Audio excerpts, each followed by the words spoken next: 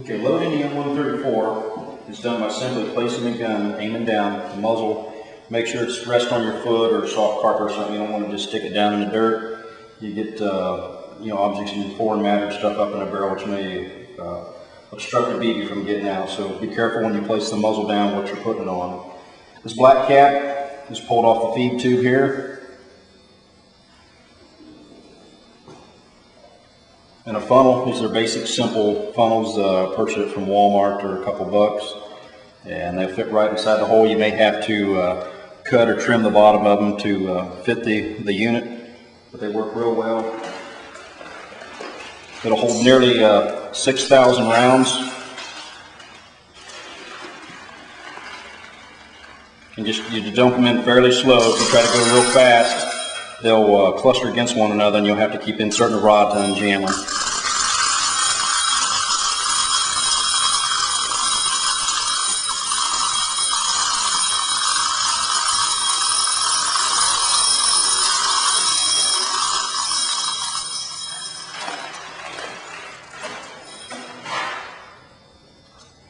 You can fill this completely to the top with BBs. It's not going to hurt the gun. Remember to replace the cap.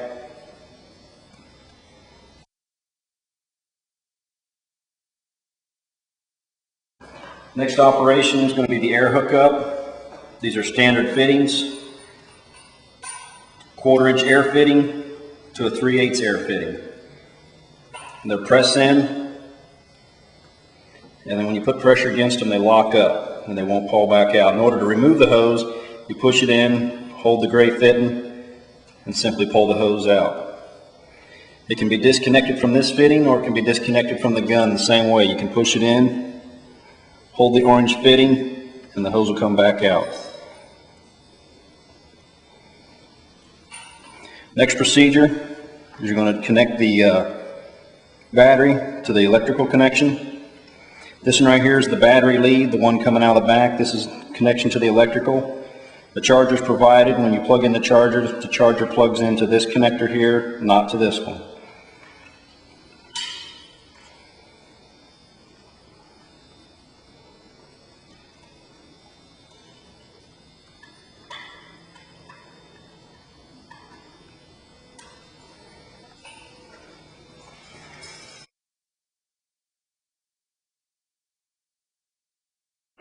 Let's go to the air source of the gun, which is a standard paintball 20-ounce bottle with an on-off valve.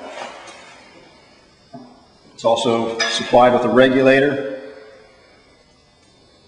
This is a standard CO2 regulator. Requires a minimum of 850 or 900 psi input. This particular one's output set at 150 psi. Depending on what you buy the unit for, will depend on what type of regulator you're going to use. They simply thread on top of the bottle here. You don't have to take them real tight. There's an O-ring seal. You just hand tighten. These pouches are designed to slip on a belt, and you just carry them right there on your waist, on your side. The air fitting on the other end, the 3/8, simply pushes inside. It locks up again. It's removed by pushing in on it, holding the ring, and the hose pulls right back out. From this point, once you're all connected, your connections are to the gun, you simply turn your air on, and the gun is now ready to fire.